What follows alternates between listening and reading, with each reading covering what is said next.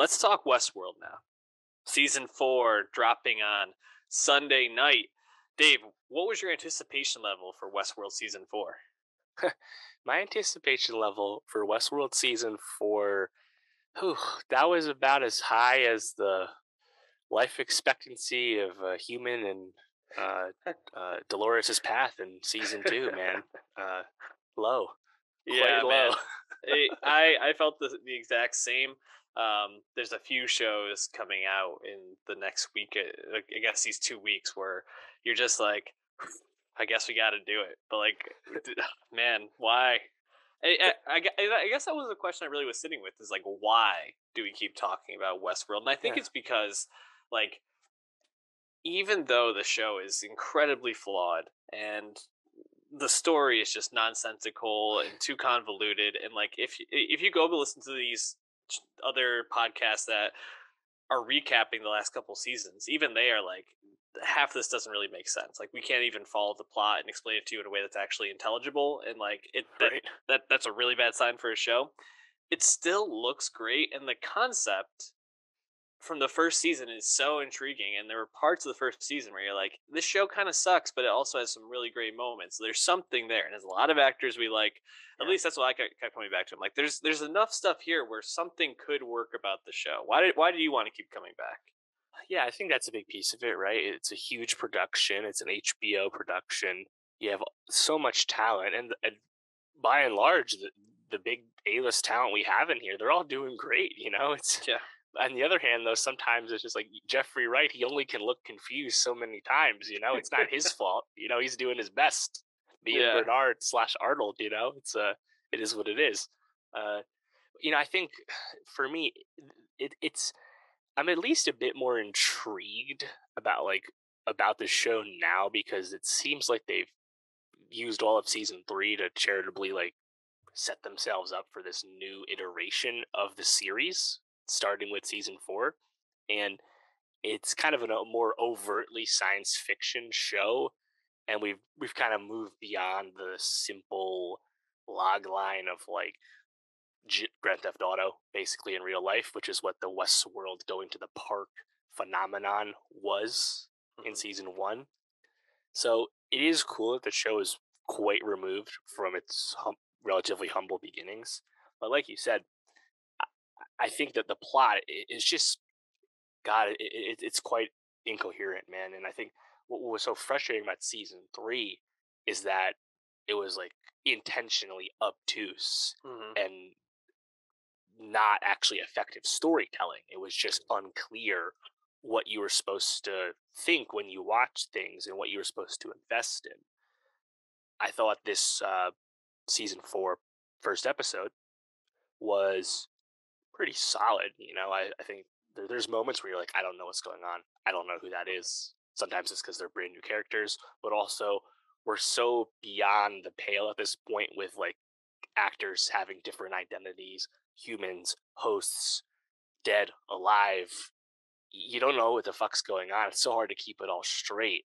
I certainly did not remember a whole lot going in to this new season, but I think there was a few things I latched onto with this. I'm intrigued with Maeve in general. I think the Tandy Newton character, the best character on the show, at least the most fun to be with. Seeing her, link up with Caleb, Aaron, Paul, a weakness of season 3. I feel like I kind of understand what they're up to right now, and that's a win. That's a positive. Yeah. I'm definitely not as invested in fake Dolores, whatever her name is, Christina. And fake Teddy. We'll get to Teddy. Gosh. Yeah, I agree. I think the Maeve Caleb storyline is interesting. I'm 50-50 on the Ed Harris Men in Black thing. So that's that's host. Yeah. Ed Harris, right?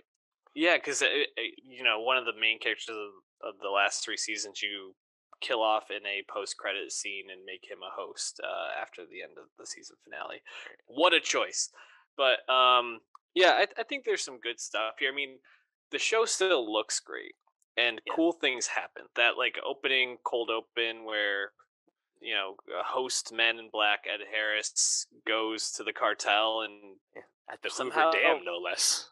Yeah, how did he make them kill themselves? Are they just all hosts too? Is that the Something with the fucking flies. I don't see. That's the thing. You have no idea. You're just supposed to figure it out later. Yeah, but it's something he hosted the shit out of them somehow. I don't fucking know.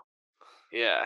I guess I guess those flies maybe are supposed to be like making people into hosts. I think that's the thing. The only person we know in the show who is definitely not a host at this point is Caleb, right? I'm pretty sure he's the only human. Correct. Yes. Yeah.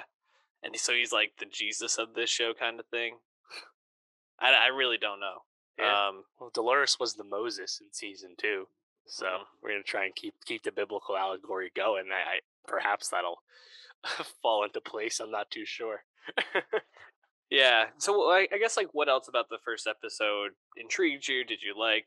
Did you think worked or not? Well, I remember that Tessa Thompson is on the show, and I'm just a big fan of hers. And I actually Yeah. thought, Tessa did her best in seasons 2 and 3. She really chews on the scenery and has some fun. I thought it was the Charlotte character who's now just like corrupted by Dolores, so it's fake Charlotte. We haven't seen Hmm. her in this new season yet, but her as the kind of entryway avatar into this like more corporate Delos world beyond the parks in Westworld, I enjoyed.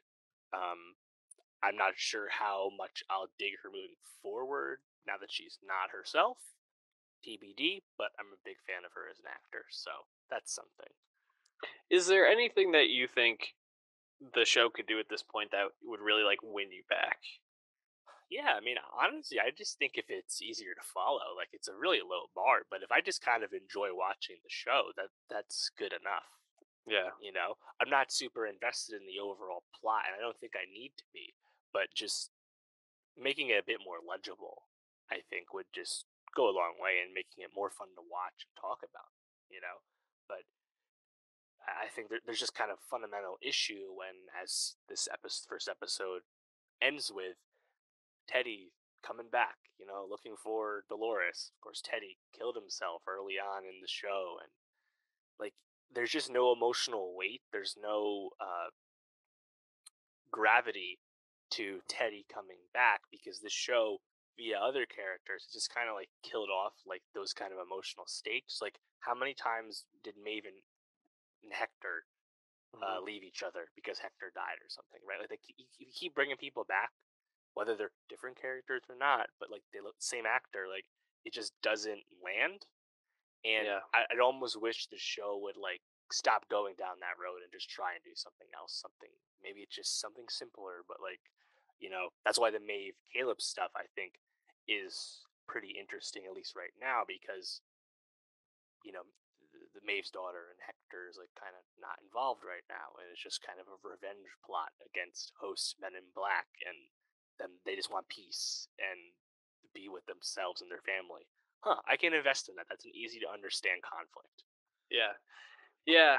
It's a hard line, right? Because when Maeve is in her whatever it is bunker or like little cabin in the woods where Right. she's hiding out right now, and she's having flashbacks to Hector, um, you know, when you think about it, you would say, oh, if someone had to experience losing the love of their life over and over and over, that would be really, really painful. And I can understand why that would be a hard thing to watch. When that character is a robot, it becomes a little bit harder to really, I think, sit with that and just kind of like find the emotional stakes in it. And maybe that's because I don't empathize with robots. I don't know, bro. But it didn't work for me. But I did really enjoy when Maeve has that shootout in the woods. I thought that Right. part was pretty cool and like pretty badass. I guess I enjoyed a lot of the action scenes in this first episode. Right, and I think that's another thing too. It's like in the past, a lot of the set pieces have been really good, because they're so big and so extravagant, and that's Hmm. something else that's like fun to be with, especially as this show is kind of getting even more overtly science fiction. So that's something to look forward to as well. Also, I think like the setting of this first episode with when we're with Dolores, fake Dolores, it's New York City, the Hudson Yards, the High Line area. Like, oh, okay, we're gonna be in like futuristic New York. That's nice, I guess. Yeah, Yeah, I but mean, yeah, we just gotta see what their ambition is with this season because we've seen them crash and burn with lofty ambition before, and we've seen them deliver kind of mixed results with so-so ambition when season one. So I don't hold it up as like some prestige masterpiece. It's more about not knowing what to expect, but at least hoping that I can understand what it is that I'm not expecting when I see it. Yeah, I, I will. I will say it looks like reviewers are finding this season better than past seasons. So maybe some of these setups in the first episode really pan out and play well.